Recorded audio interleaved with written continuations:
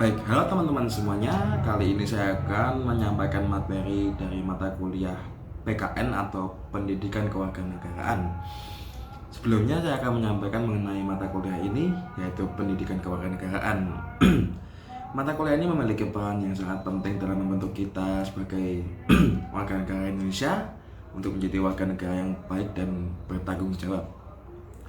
Melalui mata kuliah ini kita belajar tentang hak dan kewajiban sebagai warga negara, memahami nilai Pancasila, dan mengenal lebih dalam tentang sistem pemerintahan Indonesia. Ini bukan hanya sekedar teori, tapi juga bagaimana kita bisa menerapkannya dalam kehidupan sehari-hari. Misalnya, bagaimana kita bisa berpartisipasi dalam proses demokrasi, seperti pemilu, atau bagaimana kita bisa turut serta menjaga keutuhan dan persatuan bangsa.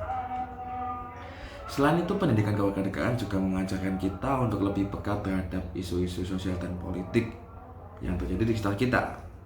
Dengan pemahaman yang baik, kita bisa menjadi lebih kritis dan bijak dalam menanggapi berbagai permasalahan yang ada. Ini merupakan hal yang penting agar kita tidak mudah terpengaruh oleh berita-berita hoax atau informasi yang tidak benar. Maka dari itu, mari kita manfaatkan kesempatan belajar ini dengan baik sehingga kita bisa menjadi warga negara yang bertanggung jawab serta berkontribusi positif bagi bangsa dan negara. Lalu apa urgensi untuk pembelajaran pendidikan warga negara ini sehingga dimasukkan ke mata kuliah dengan beban 2 SKS dalam semester ini? Yang pertama, pendidikan kewarganegaraan membantu kita memahami hak dan kewajiban sebagai warga negara. Dengan mengetahui hak, kita bisa memperjuangkan dengan cara yang benar tentunya. Begitu juga dengan kewajiban, kita jadi lebih sadar akan tanggung jawab kita terhadap negara dan sesama warga. Kedua, mata kuliah ini mengajarkan nilai-nilai Pancasila yang menjadi dasar negara kita. Nilai-nilai seperti kemanusiaan, persatuan, dan keadilan sangat relevan dalam kehidupan sehari-hari. Dengan memahami dan mengamalkan nilai pada Pancasila, kita bisa hidup berdampingan dengan harmonis di tengah keberagaman dan perbedaan yang sangat luas di Indonesia ini. Lalu yang ketiga, pendidikan kewarganegaraan memperkenalkan kita pada sistem pemerintahan Indonesia. Pengetahuan ini penting agar kita bisa lebih kritis dan partisipatif dalam proses demokrasi. Misalnya saja kita jadi lebih paham mengenai tentang pentingnya pemilu dan bagaimana suara kita bisa mempengaruhi kebijakan dalam pemerintah.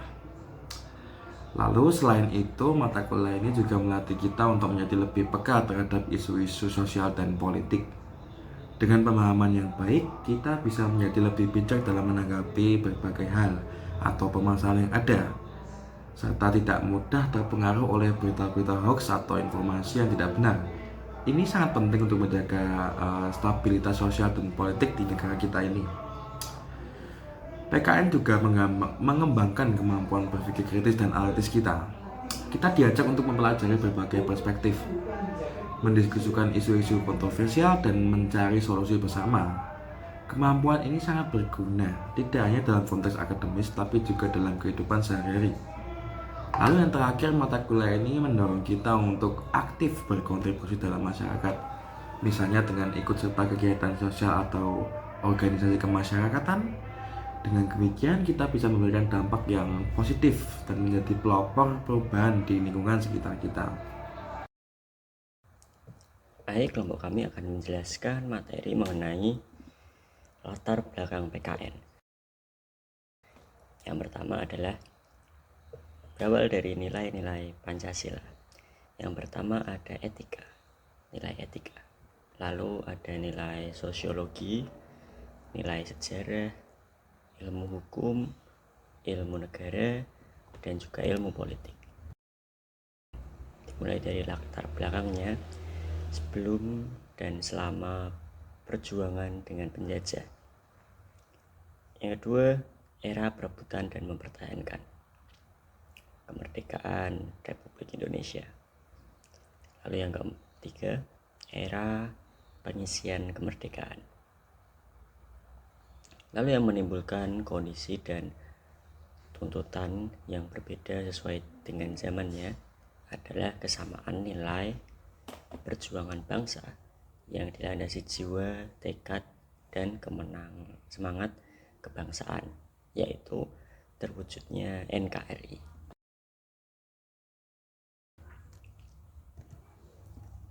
Selanjutnya, globalisasi.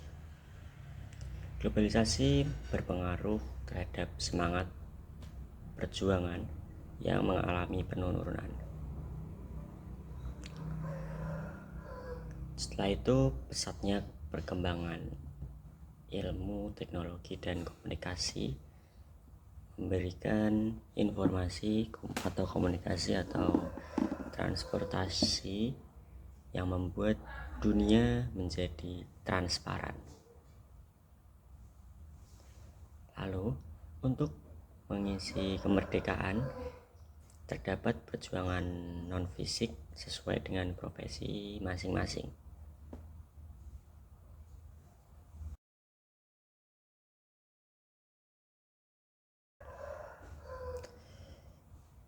Sebelum dekret presiden pada 5 Juli 1959 terdapat 3 keputusan, yaitu yang pertama, tata negara terdiri dari negara diam dan negara bergerak. Yang kedua, ada tata hukum yang terdiri dari hukum tertulis dan hukum adat. Yang ketiga, ada ilmu kewarganegaraan yang terdiri dari penduduk dan pemerintah.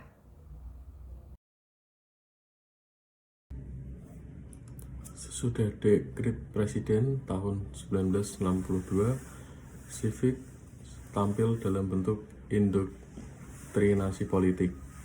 2. Pada tahun 1968, Civic kembali undur dari pendidikan kewarganegaraan negara yang bernuansa IPS. Yang ketiga, pada tahun 1969, PKN dalam membentuk pengajaran konstitusi dan ketetapan MPRS. Keempat, pada tahun 1973, PKN diidentikan dengan pengajaran IPS. Pada tahun 1975 sampai dengan 1984, PMP menggantikan PKN dengan pembahasan P4 dan PPKN. Pada tahun 1984, PPKN sebagai penggabungan bahan kajian pendidikan Pancasila dan kewarganegaraan yang tampil dalam bentuk pengajaran konsep nilai yang disaripatikan dari P4 dan PS. Dasar hukum. Yang pertama, UU nomor 2 tahun 1989 pasal 39 ayat 2, kurikulum pendidikan wajib mata kuliah agama, Pancasila, dan PKN. Yang kedua, UU nomor 20 tahun 2003 pasal 10 ayat 1, kelompok MKPK pada kurikulum inti yang wajib diberikan setiap program studi. PTAL M1 mata kuliah agama, kedua Pancasila, ketiga PKN. Keputusan Dirjen Dikti nomor 267 Dikti Kep 2000 PKN menggantikan MK Kewiraan.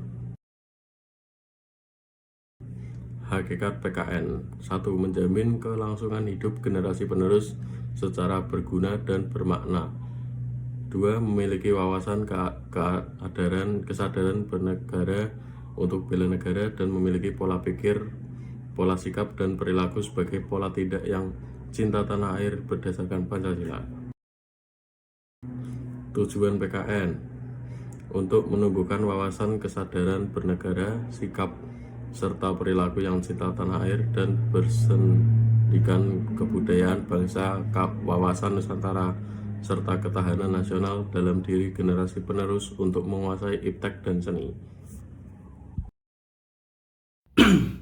Baik, yang berikutnya di sini adalah dasar pemikiran PPKN yang diharapkan dapat tercapai dalam pembelajaran mata kuliah ini. Yang pertama adalah jiwa patriotik, kedua rasa cinta tanah air, ketiga semangat kebangsaan, keempat kesetia kawanan sosial, kelima kesadaran pada sejarah bangsa, Dan yang terakhir, yang keenam adalah sikap menghargai jasa pahlawan. Lalu berikutnya ada kompetensi yang diharapkan bisa dicapai dalam mata kuliah dan pembelajaran PPKN selama semester ini, yaitu sikap mental yang cerdas dan penuh rasa tanggung jawab, meliputi iman dan takwa kepada Tuhan Yang Maha Esa, berbudi luhur dan disiplin dalam bermasyarakat, rasional dan dinamis, serta profesional. Berikut yang tadi kami sampaikan adalah latar belakang dalam pembelajaran PPKN. Semoga apa yang kami sampaikan ini dapat membantu kalian untuk memahami lebih dalam mengenai pembelajaran ini dalam satu semester ini. Terima kasih dan sampai jumpa.